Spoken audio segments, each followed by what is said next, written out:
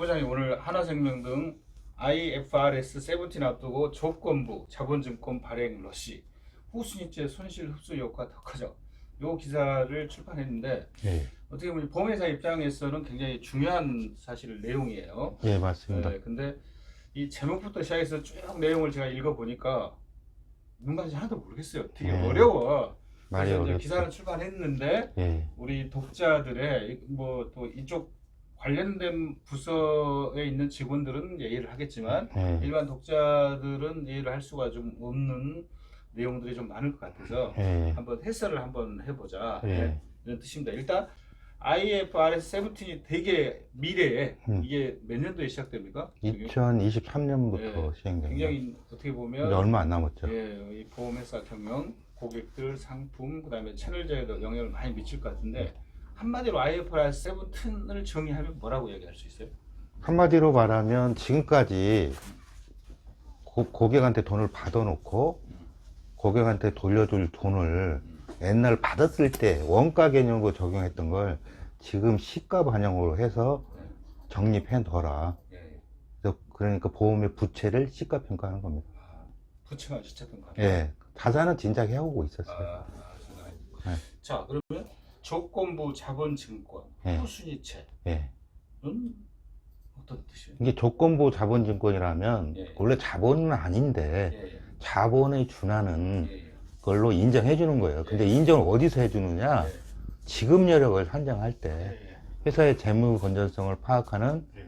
지급 여력을 파악할 때 그렇게 인정해 주겠다는 겁니다. 쉽게 말하면 이게 대출 같은 건데 네. 증자를 무한정 할 수가 없으니까 네. 자본으로 인정해주겠다. 뭐 쉽게 말하면 그럴 수 있죠. 조건을 달아서 그것도 네가 가지고 있는 네. 너의 돈으로 네. 회사의 돈을 인정해 주겠다고 하는 거. 쉽게 말하면 그렇죠. 대출인데 네. 후순위채는 뭐예요? 후순위채는 이자를 나중에 회사가 뭐 안 좋은 상황에 바뀌었을 때 네. 나는 거기에 대한 그 돈을 맨 마지막에 받아도 좋다.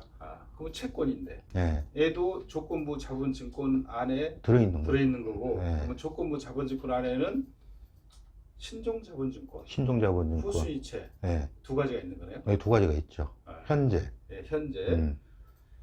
자, 내용은 이제 그런데 앞에가 제목이 하나생명 등이에요. 네, 하나생명하고. 왜 여기서 왜 하나생명이 제일 먼저 나와 있어요? 하나생명이 그 앞에 세운 이유는 물론 이제 그 기사 안에 저희가 하나생명의 후순위채 발행 금액이 워낙 크기 때문에 예. 그 전자 공시를 보고 내가 거기에 첨부해 놨는데요. 예. 하나생명이 최근에 예. US 달러로 10억 달러에 준하는 1조 2천억에 준하는 예. 후순위채 발행 계획을 발표해서 그걸 공고해서 지금 현재 뭐 하나생명뿐만 아니라 다른 데도 많이. 보험사도 계속해서 이걸 준비하고 있어요. 예. 그 이유가 있다는 거죠. 예. 왜? 후순위채를 도입함으로 해서 과거와는 다른 2023년 IF17 시행돼서 동시에 시행되는 킥스에서 혜택이 있기 때문입니다. 예. 그러니까 이제 증자를 해야 되는데 RBC를 네. 채우기에 또 달성하기 위해서 네. 증자를 하면 이제 힘드니까 네. 돈을 빌려온다. 그렇죠. 빌려오는데 이런 조건으로 오면 얘를 자본으로 인정해 주겠다. 그렇죠. 아니 왜 증자를 하라 그러지 왜 이런 편법이랄지 이런 걸 허용해 주는 근데 증자가 사실 여의치 않죠. 왜냐하면 이제 영업이익률이나 이런 것들이 네. 떨어지다 보니까 예. 증자를 해서 배당으로 가져갈 돈이 없잖아요. 그럼 몰라 이런 네. 도입을 한 의미가 없잖아. 또 어떻게 보면 고금리 그러니까 정상적인 대출보다 얘는 비쌀 거 아니야 이자 평균 몇 프로나 돼요? 평균 뭐 4.8에서 5.0으로 알고 그러니까 있어요. 이게- 신종자본증권이 더 비싸고. 네, 그러니까 이건 그냥 대출은 채권이니까 문제가 있어서 해소를 하면 되는데 자산 압류를 해서 얘는 자본증권이라는 거는 대출 같은 건데 실제 자본으로도 돼야지 인정을 되는 거잖아요. 그러니까 자본 전환이 될 수 있는 거죠. 근데 후순위는 말 그대로 채권이고요. 채권이고 신종자본증권은 주식하고 채권이 섞인 거예요. 네, 그러니까 한마디로 심리 나중에 같은 거지.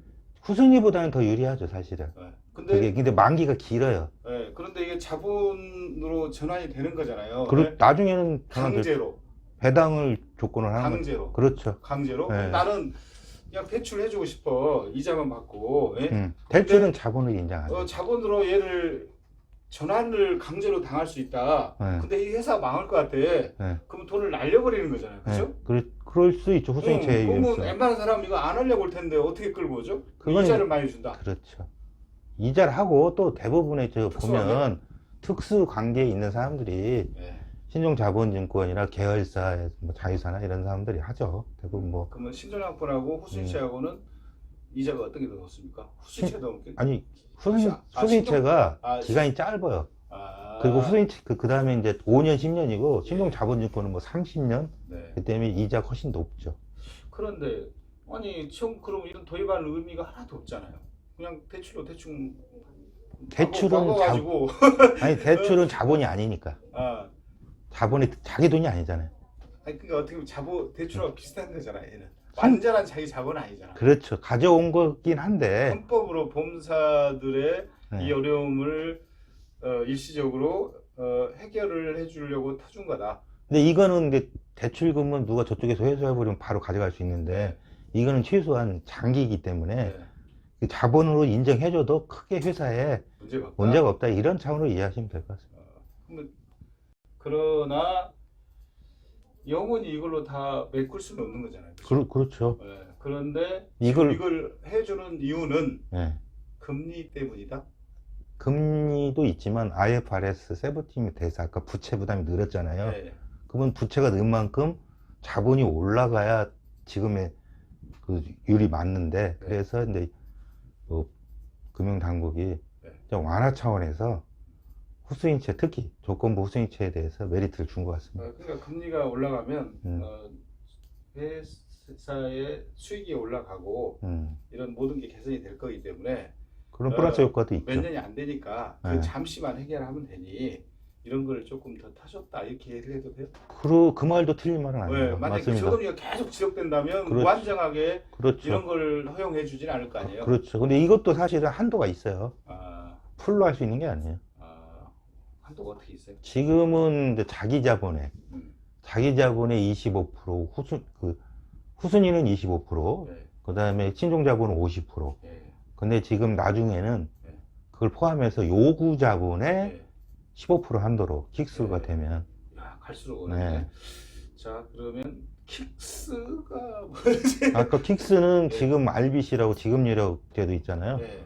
그거 새로운 버전이라고 보시면 됩니다. 그럼 킥스는 그냥 RBC 같은 거라고 새로운 새로운 RBC. RBC.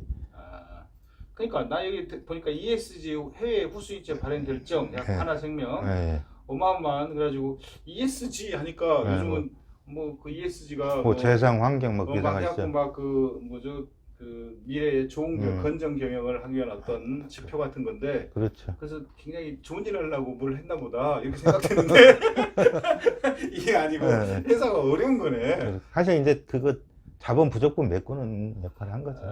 웃기네. 근데 자 신정자본증권 후순위채 요구자본의 15% 이내만 자본 인정을 한다. 자 이렇게 되면 이제 조건부 자본증권 발행 시 이자 지급에 대한 완전한 재량권 요구자본 관리 수반해야 막 이게 다 어려워. 그래서 어렵습니다 이게. 이자 지급 완전한 재량권 이건 뭐예요? 이게 아까 말한 대로 이거를 그 금융당국이 자본으로 인정해주는 이유가 있잖아요. 왜 그러냐면 자본금과 비슷하게 기간이 길고 그 다음에 대한 그 부담이나 이런 조건이 있어야만 이게 인정해주는 가치가 있기 때문에 그런 조건을 그걸 발행에 공모에 참여한 사람들이 그 조건에 맞지 않으면 뭐 회사 남의 돈 꼬은 거나 마찬가지이기 때문에 말씀하신 대로 그 조건을 부합한 경우만 아까 말한 대로 인정을 해주겠다 그 의미입니다. 자본으로. 그러니까 이자 재량권이란 뭐냐면 돈을 빌려온 보험사가 이자를 결정할 수 있다 이건가요? 그게 자기가 사정이 어려워서 돈을 빌렸는데 어떻게 보험사에 재량권이 있을 수가 있죠? 그게 원래 내가 처음에 들어올 때는 연간 뭐 4천억의 이 영업이익을 내고 있는 상황에서 5%짜리를 가져왔어요. 근데 금융이 좀 안 좋아졌어. 그러면 빌려준 사람은 불안할 거 아니에요. 그러면 금리를 더 비싼 이자를 요구하겠죠. 거기에서도 재량권을 가질 수 있어야 된다는 거예요. 그럼 누가 빌려줘? 그렇지 않으면은 이 자본으로 인정해주는 그 근거가 사라져 버리잖아요. 다. 그러니까 처음에 이제 5% 했는데 뭐가 안 좋다 해갖고 6% 치면 아마 그렇죠. 그럼 회사 부담이 많이 그렇죠. 늘어나니 네. 자본을 인정해줘도 이건 리스크한 돈이다. 그렇죠, 그러니까 그렇죠. 네가 재량권을 갖고 있어야 된다. 그렇죠. 거기에 그래서 내가 재량권으로 이자를 통제해도 너 돈을 빌려줄 때만 찾아야 되는 거지. 그렇죠. 이게 자본 그러면 처음부터 이자가 좀 높아야 된다. 그렇죠. 이럴 수 있네. 아니면 그렇죠. 특수관계 그렇죠. 기업들 처음부터 조금 높을 수도 있죠. 그걸 해지해서. 그런 걸 해지해서. 자, 그러니까 이제 이걸 하려고 해도 어떤 그 마구잡이로 쉽게 할 수 있는 건 아니고 또 이자 부담이 크니까. 어쨌든 그만한 능력이 돼야 돼요, 회사가. 이자 부담이 크니까. 그럼 하나생명은 능력이 되는 회사라고 회사가 봐야죠. 어렵긴 하지만 그렇죠. 이거를 할 수 있는 능력은 되는 거네. 그렇죠. 후순위채를 이 정도 끌고 올 수 있다고 1조 그러면 2천억을 근데 앞으로도 1조 2천억을 더 해야 되는 거예요? 지금 거기 고금리 채권이 보험사에서 가장 높은 걸로 알고 있거든요. 어쩌다 하나생명. 그게 이제 옛날 상품 비중이 물론 그게 뭐 하나생명만의 문제가 아니고 빅3나 일부 국내 보험사 다 가지고 있던 문제이기 때문에 많이 떨어지긴 했어도 그래도 아주 상당수 있는 걸로 알고 있기 때문에 금리가 지금 계속해서 오르면 부담이 줄겠지만 적정선에서 횡보한다면 뭐 부담은 RBC는 더 떨어질 수 있겠죠. 자, 한편 보험회사의 조건부 자본증권은 건전성 악화 시 자본으로 전환되는 장점이 있으나 그렇죠. 이건 이제 우리 대화에서 뭔 말인지 알겠어요? 이게 돈을 빌린 거지만 나중에 강제로 그렇죠. 자본화 돼버린 거지. 그럼 혼납한 건데 그걸 감안해서 기관과 이런 걸 생각하고 투자를 했고 금리를 더 높게 받은 거지. 그렇죠. 근데 평상시에 높은 이자 부담이 되는 거죠, 보험사 입장에서는. 그렇죠. 그러면 효율적 자본 관리를 위해서 계약 이전, 계약 재매입, 공동 재보험 등 부채 조정, 파생 상품 등을 활용하여 요구 자본을 함께 관리할 필요가 있다. 이 말이 또 뭔 말이에요? 아까 말한 대로 그 금리가 높은 걸 가져왔어요. 그럼 기간이 특히 조건부 후승이체 같은 경우는 기간이 있잖아요. 그럼 기간이 있는 부분이 만약에 고금리 상황이 변동에 따라서 그 금리가 그대로 존재한다면 그 부담은 그대로 있는 거잖아요. 그러면 회사 경영이 이제 고금리가 있다는 건 경영에 이익을 그만큼 갉아먹는다고 생각한다면 부담이 커질 수 있다고요. 그러면 뭐 후순위채 또 금리 조정하겠다고 나서겠죠. 그러면 그 계약을 일부를 떼다가 재보험사나 쪽에 팔 수도 있다는 얘기예요. 그러니까 이쪽에 금리는 조정을 할 수가 없으니 그렇죠. 부담이 크니 이자를 줄일 수는 여러 가지 방법. 그렇죠. 아까 고금리 부담이 많은 계약을 딴 데다 팔아버리든지 그렇죠. 뭐 다른 쪽에서 다른 쪽에서 그 부담을 상쇄할 수 있는 그렇죠. 어떤 일을 해야 된다는 얘기네요. 그렇죠. 아까 말한 대로 뭐 금액을 후순위채 잔뜩 가져와가지고 이자를 발생했는데 단기 순이익으로 뭐 영업이익을 메꿀 수 없는 금액을 가져오면 이자 부담이 너무 큰 어리석음을 범할 수 있으니까 그 부분을 주의해야 된다는 말입니다. 그러니까 내가 보기에는 건전화된 건 아니고 금리 영향을 많이 받는 거고. 그렇죠. 저금리 시대에 되게 어려웠는데 금리 상승하는 시점 보면 현재의 RBC 뭐 그런 문제들이 많이 상쇄될 거다. 상승을 하면. 그렇죠. 근데 이걸 건전하게 관리하고자 이런 제도를 도입을 했는데 실제는 건전성이 개선은 되지는 않고 그래서 신종 자본증권이나 후수이체를 계속 발행을 터준 거지. 터준데 그래도 문제가 없다는 거는 이제 금리 개선 상승이 좀 되면 그런 것들이 해결될 거기 때문에 그렇죠. 일시적으로 살려주겠다. 왜냐하면 다 같이 죽는 사태가 있으면 안 되니. 지금 뭐 국내사, 외국사를 빼고는 국내사는 뭐 경중의 차이만 있지 다 그 부담을 갖고 있기 때문에 뭐 지금은 하나생명을 깃발로 후에 계속해서 후순위가 조건부 순위 늘어날 걸로 보입니다. 기존에 계속 관리 잘하는 사람만 사실은 역으로 피해 보는 거 아닌가요? 그 사람들이 이제 이익으로 혜택을 보겠죠. 이익으로. 세븐틴이 시행되면. 그렇게 봐야 되네. 보험사들은 어쨌든 다 살려주고 길을 터주네. 숨통을 열어준 겁니다. 사실. 숨통을 계속 줘요. 숨통을 열어준. 제가 파장되는 생각인가? 어쨌든 이제 GA도 이제 지금 모니터링하고 현장 모니터 하니까 뭐 어떤 길을 열어주겠죠. 네. 구독, 좋아요 많이 부탁드립니다. 최 부장님 고생하셨습니다. 네, 감사합니다. 고생하셨습니다.